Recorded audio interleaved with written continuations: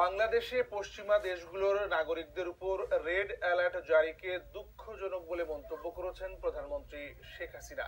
তিনি বলেন, বাংলাদেশের মানুষ শান্তিতে বিশ্বাসী, জঙ্গিবাদে নয়। জাতিসংঘের বাংলাদেশ মিশনে আয়োজিত প্রেস ব্রিফিং এ তিনি এই মন্তব্য করেন। ঢাকায় ইতালীয় এক নাগরিক খুন হওয়ার ঘটনায় দুঃখ প্রকাশ করেন প্রধানমন্ত্রী। নিউ ইয়র্ক থেকে ইমরান আনসারীর আরো একটি রিপোর্ট।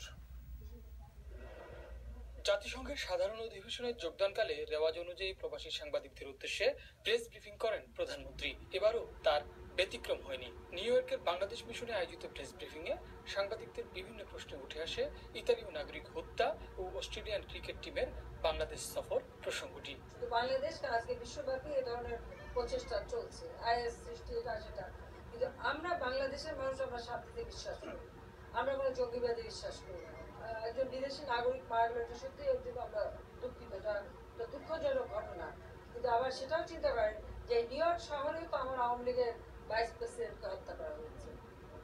তাহলে নিউ ইয়র্কে যখন নজরুলকে হত্যা করা হলো তখন এখানে সবাই রেড অ্যালার্ট দিয়ে দিয়েছিল এখানকার সরকার বা অন্যান্য দূতাবাস? কেউ তো দেয়নি। এরপরে আমরা তৎপর দেখলাম বিএনপির এক নেতা খুব বড় করে এটাকে কথা বলছে। এখন তো সন্দেহ হয় যে ওনাকে বোধহয় ধরে ইন্টারোগেশন করা উচিত। এখন হঠাৎ অস্ট্রেলিয়া কেন আসবে না, এটা হলো তাদের বিষয়।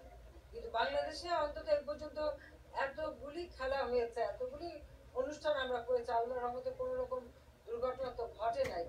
দেশে বিরোধী দল আসলে কারা এমন প্রশ্নের জবাবে প্রধানমন্ত্রী বলেন, জনগণের ভোটে সংসদের দ্বিতীয় বৃহত্তম দলই বিরোধী দল। সংসদের যারা দ্বিতীয় বৃহত্তম দল তারা বিরোধী দল, এটা তো বাস্তব।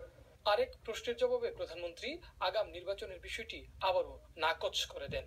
একটি রাজনৈতিক দল বা গোষ্ঠী মানুষ পুড়িয়ে মারে। ইমরান আনসারী, একুশে টেলিভিশন, নিউ ইয়র্ক, যুক্তরাষ্ট্র।